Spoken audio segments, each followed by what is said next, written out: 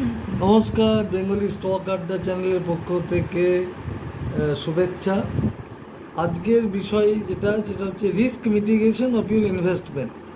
আজকে 5টা রুল আপনাদের বলবো, যেই রুলটা আপনাদের ফলো যদি আপনারা করতে পারেন তাহলে কিন্তু ইনভেস্টমেন্ট অনেকটা রিস্ক ফ্রি হয়ে যাবে।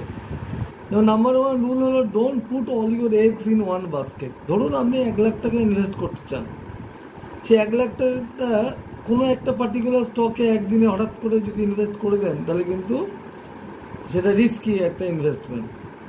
ওইভাবে না করে আপনি প্রথমে এই 1 লাখ টাকাটা 4টে বা 5টা সেক্টরে ভাগ করে দেন। সেক্টরটা কি? ধরুন আইটি একটা সেক্টর, ব্যাঙ্ক একটা সেক্টর, ইনফ্রাস্ট্রাকচার বা ডিফেন্স একটা সেক্টর, এফএমসিজি একটা সেক্টর। এবার second layer of risk mitigation কী হচ্ছে, ব্যাংকে আমি একটা ব্যাংকেই 25,000 টাকা না দিয়ে আমি হয়তো 2টো ব্যাংকে রাখতে পারি। যেমন ধরুন ব্যাংকের স্টক যদি এটা আরওসি ভ্যালু দেখি, return on capital employed, SBI 13.7, HDFC bank 13.2, ICICI bank 18.1। এবার আপনারা ডিসাইড করুন একটা ব্যাংকে রাখবেন না 2টোতে রাখবেন না 3টেতে রাখবেন, আর টাকাটাকে এভাবে ডিস্ট্রিবিউশন করুন। ইনফ্রাস্ট্রাকচারে যেমন এল&টি, বা ডিফেন্সে Bharat Electronics Limited, Power Finance Corporation energy সেক্টরের, এফএমসিজিতে নেসলে, আইটিসি, হিন্দুস্তান ইউনিলিভার। নেসলের আরওসি 50%, আইটিসি 37%, হিন্দুস্তান ইউনিলিভার 21%। এরকমভাবে আইটি সেক্টরে TCS ROC 64%, Tech Mahindra 20%, Infosys 34%। তো এগুলো হচ্ছে ভালো ভালো স্টক। নিফটি 50 থেকে বেছে 4-5টা সেক্টরে ভাগ করে নিলেন।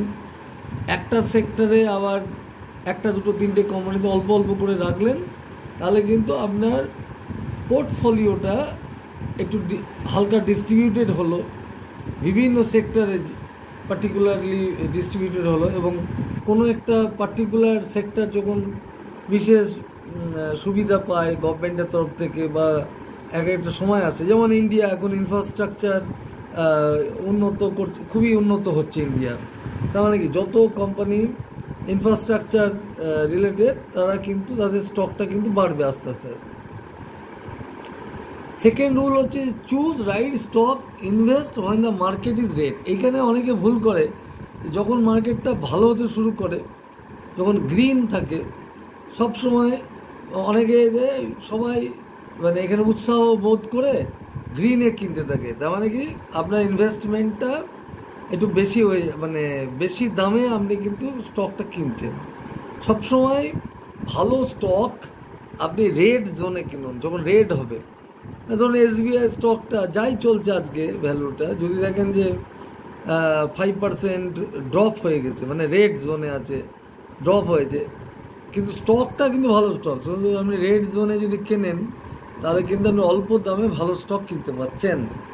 ঠিক আছে? তো এটা হচ্ছে সেকেন্ড আপনার risk factor mitigation, second rule for risk mitigation.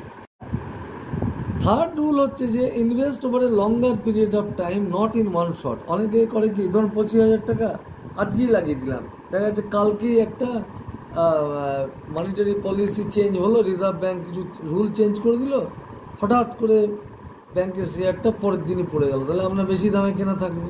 সেটা না করে আপনি করবেন কি, ধরুন আপনি টার্গেট করলেন যে আমি কোনো একটা পার্টিকুলার স্টকে 1 লাখ টাকা ইনভেস্ট করবো, সেটা আপনি 3-4 মাস বা 6 মাস ব্যাপী করুন।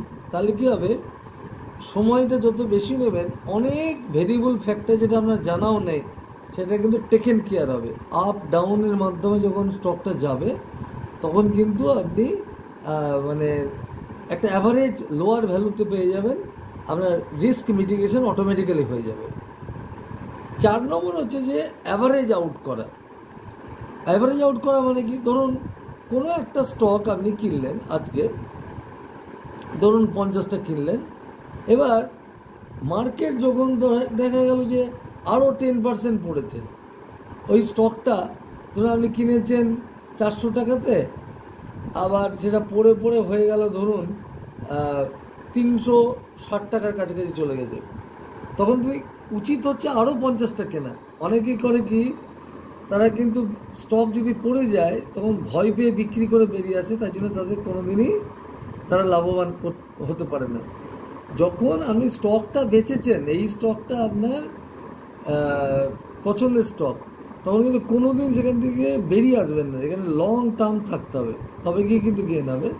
যখনই সেটা কোনো কারণে এই যে 5-10% পড়েছে, তখন আপনি আবার 40-50টা কিনে নিন, তাহলে কিন্তু আপনার অ্যাভারেজ ভ্যালুটা কিন্তু অনেক নিচে নেমে যাবে। এটা কিন্তু 4th rule for risk mitigation. আর 5th রুল, আজকের জন্য last rule, when the market becomes double than your buy price, আপনি 400 টাকায় কোনো কিনেছেন, 800 টাকা হয়ে গেছে স্টকটা 1 বছরের মধ্যে, আপনি কিন্তু 50% অফ ইউর স্টক বেচে দিতে পারেন এবং আপনার নিজের টাকাটা বের করে নিন মার্কেট থেকে। তাহলে কী হচ্ছে, লাভের টাকাটা পড়ে থাকলো, আপনার গায়ে লাগবে না যদি একটু পড়েও যায়, মানে এন্টায়ার প্রফিটটাই পড়ে আছে মার্কেটে। তাহলে এটা হচ্ছে যে খুবই ইম্পর্টেন্ট একটা আপনার risk mitigation rule. Thank you. আমার কোনো এখানে যে নামগুলো দিলাম কোনোটাই কিন্তু এটা আমার বাই সেল রেকমেন্ডেশন কিন্তু না, এটা সবটাই এডুকেশন পারপাসের জন্য আমি এই ভিডিওগুলো করছি, যাতে বাঙালি আপনারা ভালো করে জানতে পারেন এবং ইনভেস্ট করতে পারেন এবং একদিন ধনবান হতে পারেন। ধন্যবাদ।